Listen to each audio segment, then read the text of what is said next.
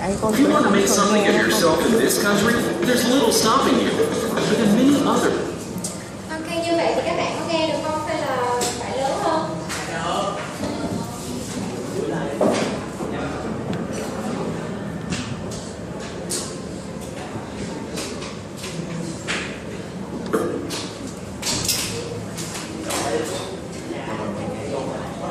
Ready?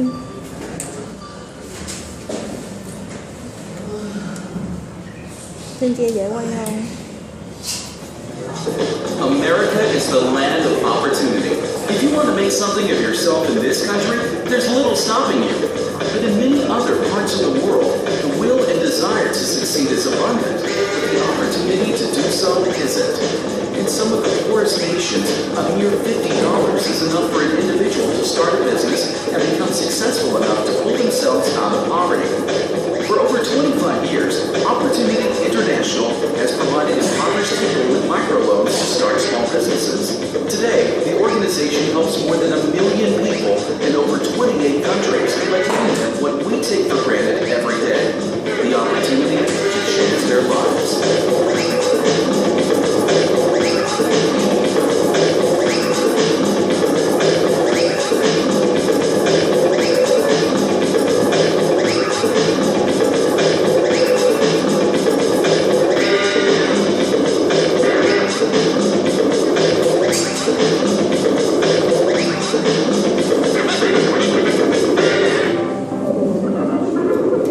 Opportunity International is the hub for the hopeless.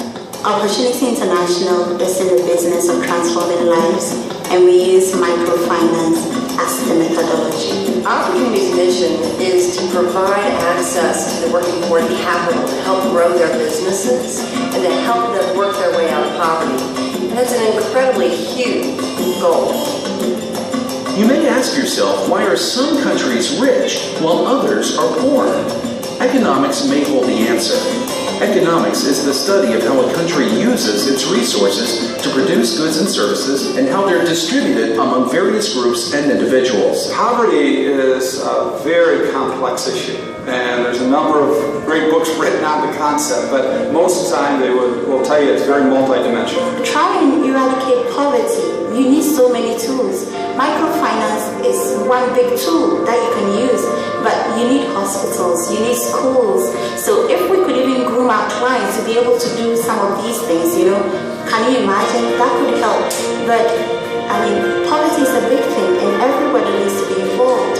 In 1776, Adam Smith wrote a book called The Wealth of Nations. He believed that providing the freedom for individuals to own land and keep profits from a business they own were essential to the success of a nation. Not only would people work harder if they had incentives to do so, but the economy would prosper, since these people would create an abundance of resources for all.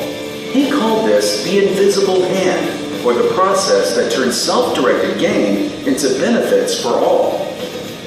For example, a client I met with in Uganda started by having a daycare. She expanded that daycare into being a school, and now she also has a catering business, and she's able to use the school compound as a place to host events on Saturday.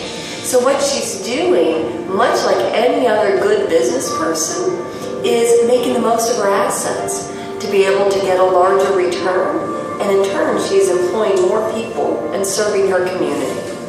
You may have heard the phrase, give a man a fish and you feed him for a day, teach a man to fish and you feed him for a lifetime. Let's take that a step further. Teach a person to start a fish farm and they will be able to feed a village for a lifetime.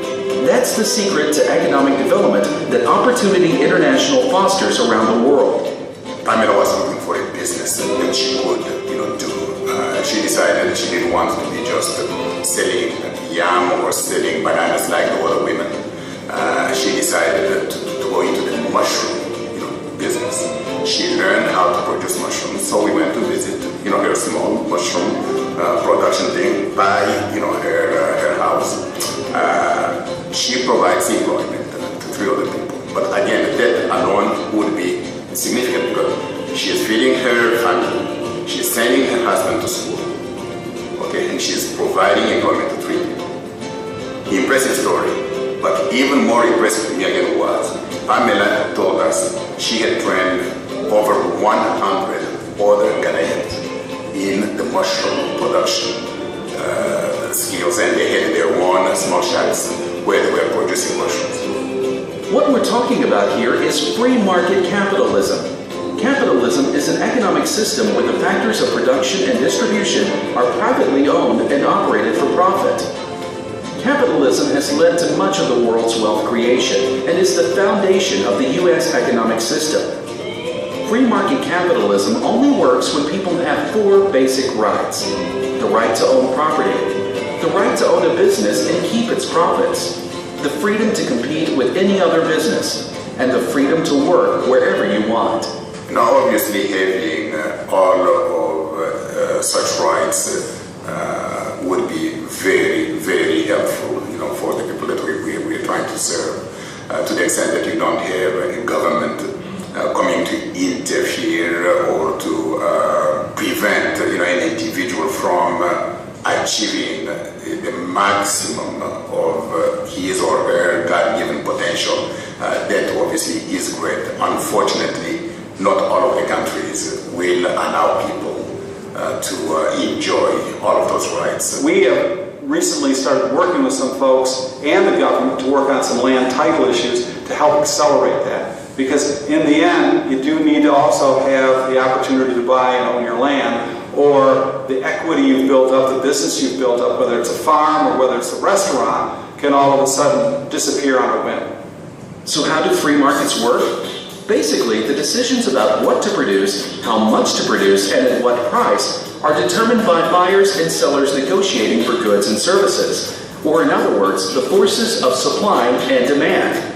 Supply is how much product the manufacturer is willing to sell at different prices. Demand is how much buyers are willing to purchase at different prices. Where the supply and demand curves cross on the graph is the equilibrium point, also known as the market price, or the price determined by supply and demand. Opportunity International is really effective at helping to grow a free market economy.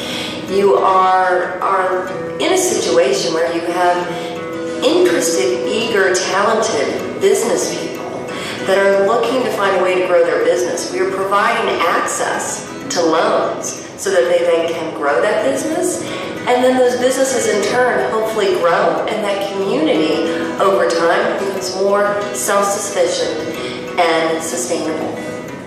In countries that don't have free markets, businesses have no way of knowing what to produce and in what amounts.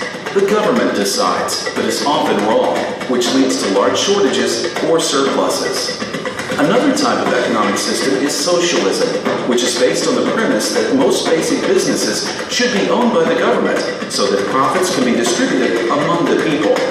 Socialist economies may have more social equality, free education, and health care, but they also have much higher taxes, which means much of the incentive to work harder is taken away.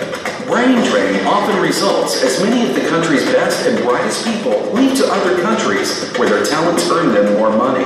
In that 2 to 8 week period where we train them, it is very important because that is when we offer them training in financial management, business skills, and let them understand the importance of saving. From there, they'll then qualify for their loan, they'll understand what the loan requirements are, and they will continue to meet for each week of their loan cycle, continuing to get business and personal training so that they can be better business owners.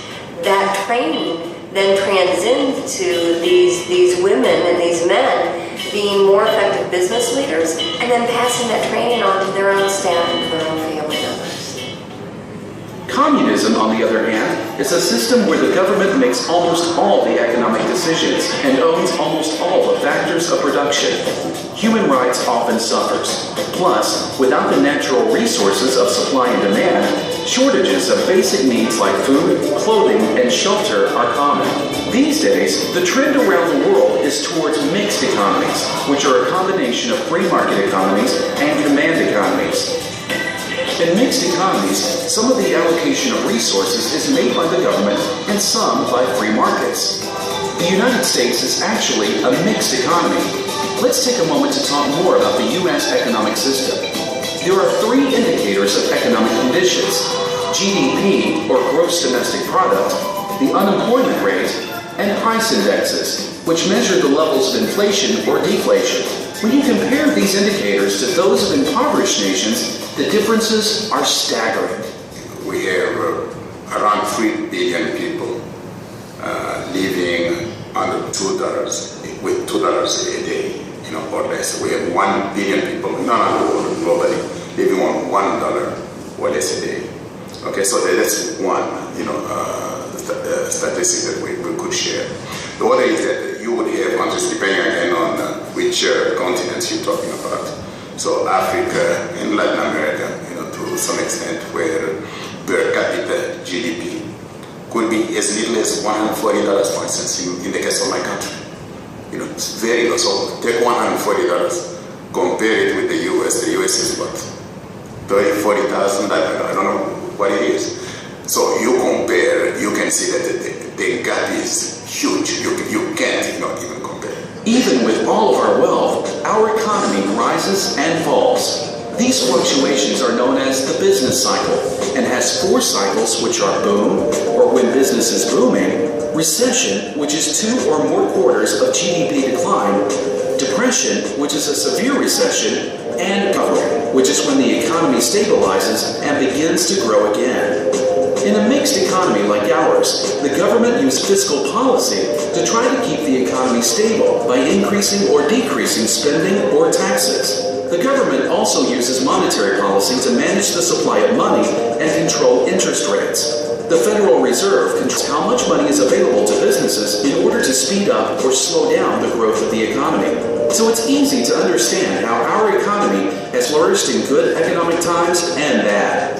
It's also easy to understand how important Opportunity International's mission is to create the same type of economic development in countries where it currently doesn't exist. The key to successful economies is freedom, and the result of freedom is the opportunity for all to have a better life. All you need is people with a mindset to be able to do it, people willing to try at least, because my experience with the poor is that when you give them money, they want to pay back.